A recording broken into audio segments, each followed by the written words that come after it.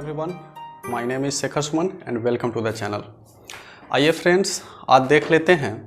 जैसा कि आपको पता ही है, हमारा टॉपिक जो चल रहा है नंबर सिस्टम में क्लासिफिकेशन ऑफ नंबर का टॉपिक चल रहा है। पिछली वीडियो में हमने आपके साथ डिस्कस किया था कि ये नंबर का क्लासिफिकेशन हम लोग कैसे करते हैं, जो कंप्लीट नहीं हो पाया था। तो देखिए दोस्तों, पिछली वीडियो में हम क्या सीख चुके थे, एक बार पहले उसको हम लोग समझ लेते हैं जल्दी जल्दी। तो देखिए नंबर के बारे में हमने बताया था आपको पहले भी, और इसका जब क्लासिफिकेशन किया था तो एक ट्री हमने बना लिया था। इस तरह से नंबर से दो शाखाएं निकलती हैं।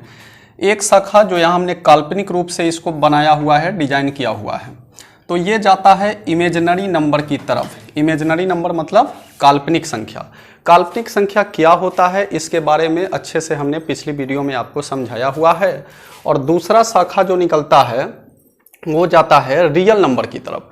तो रियल नंबर भी क्या होता है और काल्पनिक संख्याएं क्या होती हैं, इमेजिनरी नंबर क्या होती हैं, इसके बारे में बहुत अच्छे से आपको पिछली वीडियो में समझाया जा चुका है।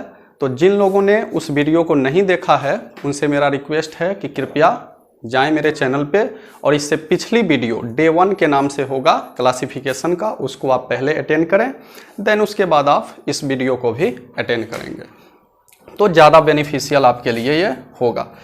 चलिए भाई, अब इसके बाद हम लोग सीख लेते हैं कि रियल नंबर, ये काल्पनिक नंबर है, ये तो कोई नंबर होता ही नहीं है, इसकी कहानी बस इतना ही है और यहीं पे इसका कहानी खत्म हो जाता है। अब शुरू होता है रियल नंबर के आगे। अब जो ट्री से शाखाएं निकलती हैं वो रियल नंबर के आगे निकलती हैं, काल्पनिक नंबर से अब आगे कोई शाखा नहीं निकलती है। चलिए भाइयों, अब रियल नंबर तो हम लोग अच्छे से समझ चुके हैं कि काल्पनिक नंबर को छोड़कर जो भी नंबर वास्तव में हैं दुनिया में, उन सभी को हम रियल नंबर कहते हैं। मतलब दुनिया में जितने तरह के नंबर हैं उन सारे को हम रियल नंबर कहते हैं। चाहे वो नंबर आपका सीधे सीधे 1 2 3 4 काउंटिंग के नंबर हो, जीरो हो, माइनस वाले नंबर हो, प्लस वाले नंबर हो, बटा वाले नंबर हो यानी फ्रैक्शन हो, या फिर डेसिमल के नंबर हो, किसी भी तरह के नंबर हो, या फिर वो रूट वाले नंबर हो। ठीक है, तो ये सभी के सभी रियल नंबर हो जाते हैं। काल्पनिक नंबर के बारे में हमने बताया था कि रूट के अंदर अगर कोई माइनस वाली संख्या आती है तो वो काल्पनिक नंबर होती है। बस रूट के अंदर माइनस वाली संख्या को छोड़कर जितनी भी संख्याएं दुनिया में हैं वो सभी के सभी वास्तविक संख्याएं हैं, यानी रियल नंबर है। इसके बारे में पिछली वीडियो में बहुत डिटेल में चर्चा किया जा चुका है। चलिए दोस्तों, अब इसके आगे बढ़ते हैं। रियल नंबर तो हम समझ चुके हैं अच्छे से, अगर जिनको नहीं पता है पिछली वीडियो देख लेंगे। अब इसके आगे, अब रियल नंबर से दो शाखाएं निकलेंगी। अगर हम पूरा रियल नंबर मतलब वास्तविक संख्या को दो बड़े बड़े ग्रुपों में अलग कर दें, दो मेजर ग्रुप में इसको डिवाइड कर दें, तो पूरा वास्तविक संख्या दो ग्रुपों में बंट जाएगा। तो एक ग्रुप जो होगा वो आपका हो जाएगा इरेशनल नंबर्स यानी अपरिमेय संख्या, और दूसरा जो ग्रुप होगा वो होगा रेशनल नंबर्स यानी परिमेय संख्या। तो पूरे रियल नंबर में जितनी भी तरह की संख्याएं आती हैं उसको हमने दो ग्रुप में डिवाइड कर दिया। एक ग्रुप रेशनल नंबर का हो जाएगा और दूसरा ग्रुप इरेशनल नंबर का हो जाएगा।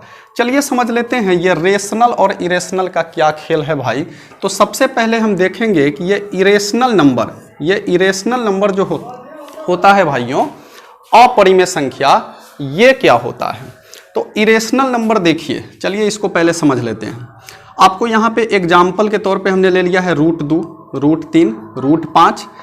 इसको देखने से आपको क्या लगता है, ये ऐसी संख्याएं हैं रूट के अंदर, ये ऐसी संख्याएं हैं जिनका वर्गमूल नहीं निकाल पाएंगे। जब भी कोई संख्या रूट में रहता है तो हम उसका वर्गमूल निकालने की कोशिश करते हैं, लेकिन रूट के अंदर 2 है, 3 है, 5 है, 7 भी हो सकता है, 11 भी हो सकता है, 13 भी हो सकता है। तो ये ऐसी संख्याएं होती हैं भाइयों जिनका वर्गमूल पूरी तरह से नहीं निकल पाता है। ठीक है, मतलब ये परफेक्ट स्क्वायर नंबर नहीं होती हैं। तो रूट के अंदर यदि कभी भी कोई ऐसी संख्या दे दिया जाए जिसका वर्गमूल नहीं निकल पाएगा, तो आप समझ जाइएगा कि वही होगा आपका अपरिमेय संख्या। इसके अलावा एक नंबर और आपको दिखाई दे रहा है यहाँ पे भाइयों, 5 माइनस रूट 3, 5 माइनस रूट 3, जबकि 5 में रूट नहीं लगा हुआ है लेकिन 3 तो रूट में है ना, और यहां पे क्या होगा कि 3 का क्या होगा, वर्गमूल नहीं निकल पाएगा पूरी तरह से। तो इसलिए अगर कोई संख्या इस टाइप से भी लिखा जाए कि एक संख्या लिख दिया जाए, उसके साथ माइनस करके, प्लस करके, गुना करके कोई अपरिमेय संख्या लिख दिया जाए, तो टोटल नंबर भी अपरिमेय ही होता है। ठीक है भाइयों, यहां तक आप समझ पाए।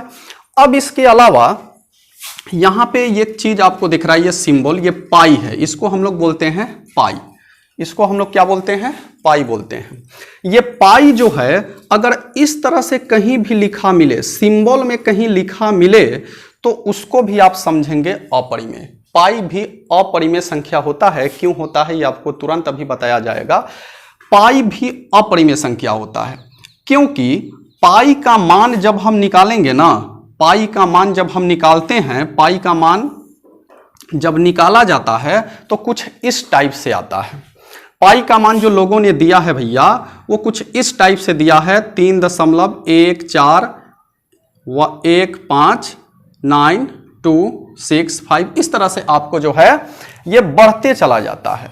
मतलब इसके बाद भी बहुत सारे नंबर आते चले जाते हैं, अनगिनत नंबर।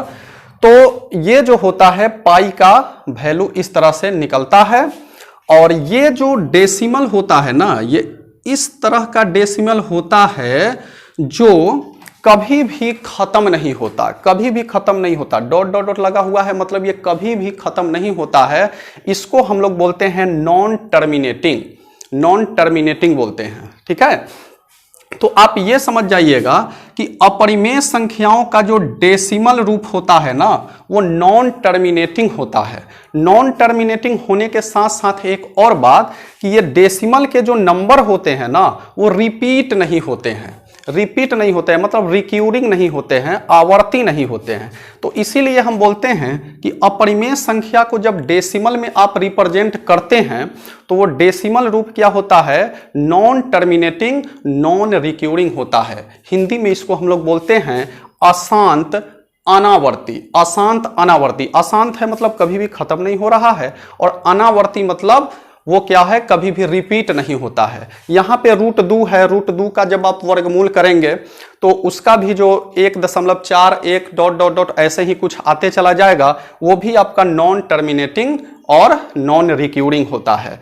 तो जो भी अपरिमेय संख्या है, चाहे वो 3 हो या 5 हो, कुछ भी हो, उसको जब आप डेसिमल रिप्रेजेंटेशन करेंगे, डेसिमल रूप में उसको जब आप व्यक्त करने की कोशिश करेंगे, तो इसी तरह के डेसिमल रूप उसके आपको देखने को मिलेंगे कि वो कभी भी खत्म नहीं होगा। डॉट डॉट डॉट यानी चलते चला जाएगा और कभी भी रिपीट नहीं होगा। तो यहां से हमको इतनी बात समझ में आती है स्टूडेंट कि अपरिमेय संख्याओं का रूप तो कुछ इस टाइप से होता है। साथ ही साथ इस पाई को हमेशा याद रखेंगे कि अगर इस तरह से कभी भी लिख के दिया जाए सिंबल में पाई, तो वो अपरिमेय संख्या होता है, क्योंकि पाई का जो एक्चुअल वैल्यू होता है कुछ इस टाइप से होता है और वो कभी भी खत्म नहीं होता है। ठीक है, मतलब नॉन टर्मिनेटिंग, नॉन रिक्यूरिंग होता है।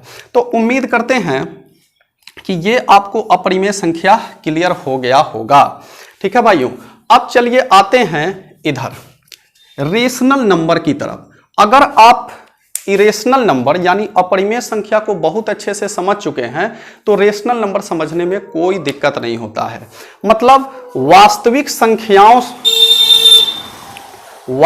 संख्याओं के ग्रुप में आने वाला ऐसा नंबर जो इरेशनल ना हो, वास्तविक संख्याओं के ग्रुप में आने वाला ऐसा नंबर जो अपरिमेय ना हो, मतलब इस टाइप का ना हो, तो इस टाइप को छोड़कर बाकी जितने भी टाइप के नंबर बच जाते हैं वो सब के सब आपके रेशनल नंबर हो जाते हैं। मतलब ऐसी संख्या, ऐसी वास्तविक संख्या जो अपरिमेय नहीं है वही परिमेय होता है भाइयों।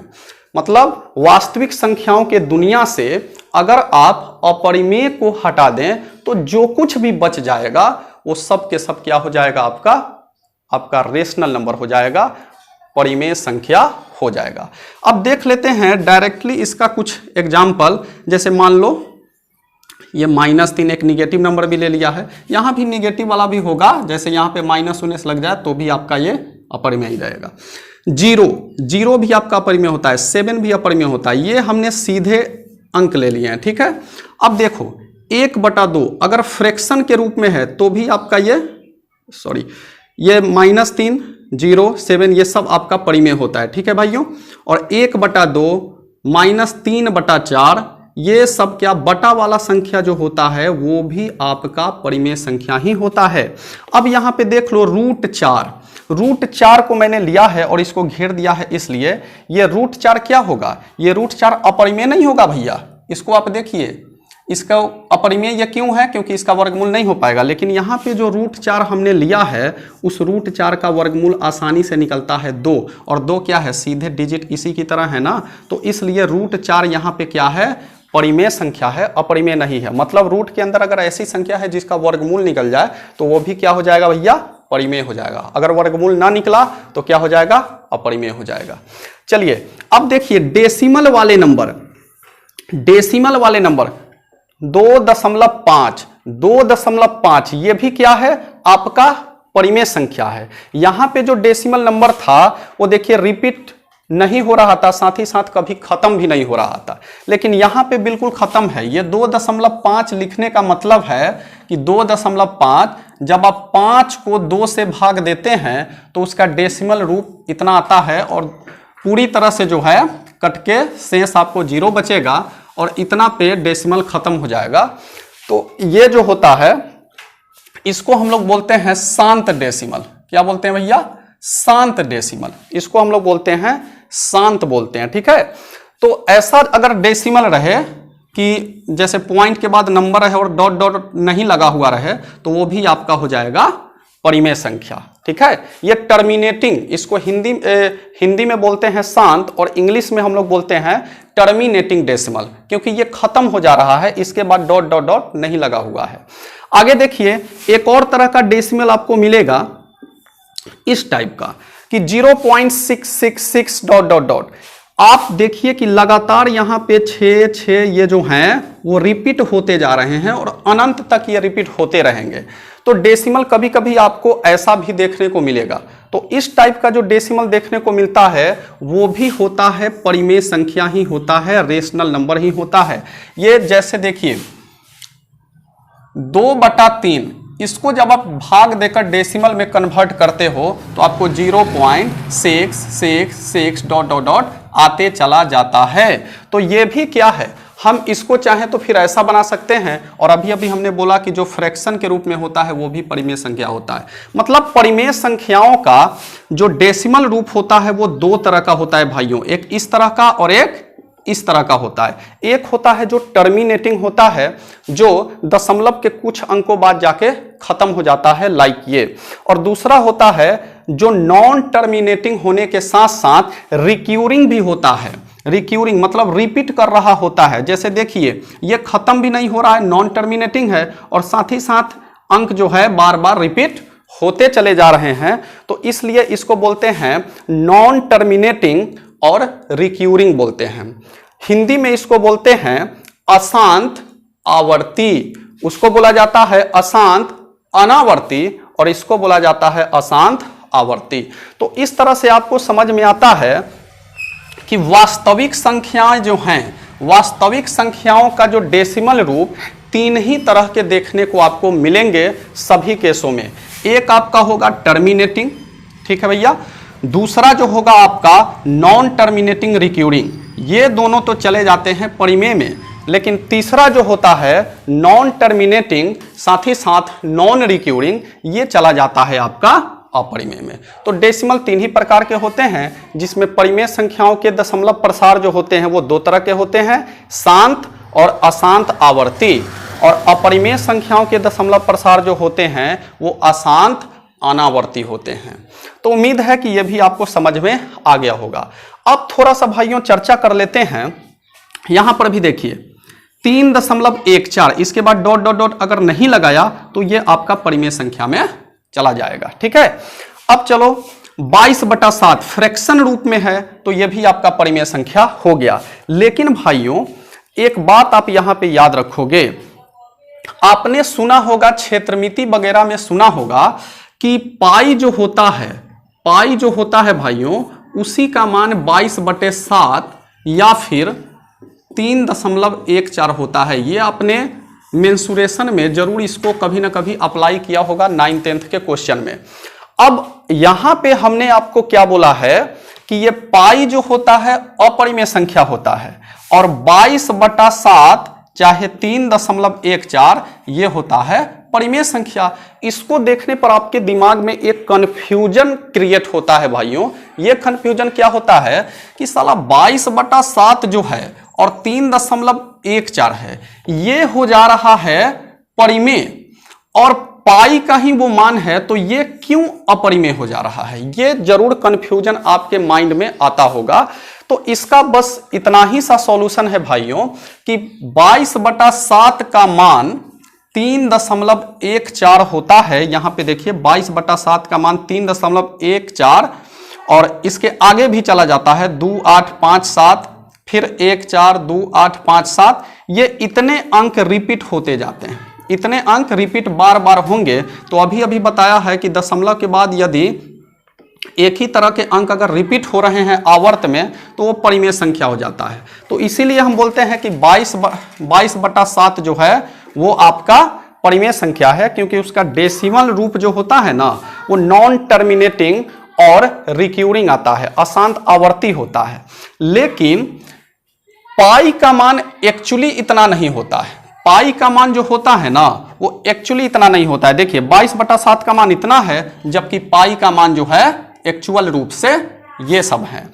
क्या किया गया है कि पाई का मान दशमलव के 2 अंकों तक 22/7 के मान के बराबर होता है, इसीलिए इसको मान लिया जाता है। ये पाई का एक्चुअल वैल्यू नहीं है भाई, ये पाई का माना गया वैल्यू है। इसी के वजह से पाई को एक्चुअल रूप में अपरिमेय का दर्जा दिया गया है, जबकि आपको 22/7 लिखा मिल जाए या 3.14 लिखा मिल जाए तो उसको परिमेय का दर्जा दिया गया है। तो उम्मीद करते हैं कि आज आपको पाई और 22/7 और 3.14 के बीच का क्या फंडा है ये भी आपको अच्छे से समझ में आ गया होगा। तो दोस्तों ये परिमेय संख्या और अपरिमेय संख्या बहुत अच्छे से आपको जो है कंसेप्चुअली क्लियर हो गया होगा। उम्मीद करते हैं अब इसमें आप कभी भी जो है धोखा नहीं खाएंगे। और इसका जो होता है डेफिनेशन किताबों में कुछ इस टाइप से दिया रहता है कि अपरिमेय संख्या के लिए दिया रहता है कि ऐसी संख्या जो p/q के रूप में नहीं लिखी जा सके, जहां p और q पूर्णांक हो तथा q बराबर नहीं 0, मतलब नीचे वाला कभी भी 0 नहीं हो, तो उसको हम अपरिमेय संख्या कहते हैं। साथ ही साथ इसके लिए दिया जाता है परिभाषा कि ऐसी संख्या जो p/q के रूप में यानी फ्रैक्शन के रूप में लिखी जा सके, जहां p और q पूर्णांक हो और q बराबर नहीं 0 हो, मतलब नीचे वाला कभी भी 0 नहीं होना चाहिए, ऊपर वाला हो गया तो चलेगा, ठीक है। तो ऐसी संख्या को हम परिमेय संख्या कहते हैं। ये किताबी डिफिनेशन होता है। तो इसका मतलब बस कुछ नहीं है, इसका मतलब यही है कि फ्रैक्शन फॉर्म में जिसको लिखा जा सके, जहां पे देखिए कि ये ऊपर नीचे वाले p और q की जगह है वो पूर्णांक है। पूर्णांक क्या होता है भाई, आगे आपको समझाया जाएगा इसके बाद कि पूर्णांक क्या होता है डिटेल में, लेकिन अच्छे से समझ लीजिए कि जो सीधे सीधे नंबर होते हैं ना, सीधे सीधे नंबर जैसे 7 0 और -3 -2, यही सभी जो हैं आपके पूर्णांक कहलाते हैं। तो कभी भी बटा के ऊपर देखिएगा कि आपको यही सीधे सीधे नंबर आ जाएंगे, 0 आ जाए बटा के ऊपर, चाहे 7 आ जाए, चाहे -3 आ जाए, -2 आ जाए, यहाँ भी देख रहे हैं आप। तो इस तरह की संख्या जो बटा के ऊपर भी पूर्णांक हो, नीचे भी पूर्णांक हो, तो उसको हम लोग क्या बोलते हैं, परिमेय संख्या बोलते हैं, जहां q बराबर नहीं 0। एक चीज यहाँ पे ध्यान देना है कि परिमेय संख्या को बटे में जब आप लिखोगे तो नीचे वाला कभी भी 0 नहीं होना चाहिए। ऐसा क्यों होता है इसके बारे में भी हम आगे चर्चा करेंगे। तो उम्मीद करते हैं दोस्त ये परिमेय अपरिमेय बहुत अच्छे से आपको क्लियर हो गया होगा। इसके बाद की ट्री अगली वीडियो में आएगी और आगे इसके बारे में विशेष डिस्कस हम लोग करेंगे। तो मिलते हैं अगली वीडियो में दोस्तों। Thank you for watching.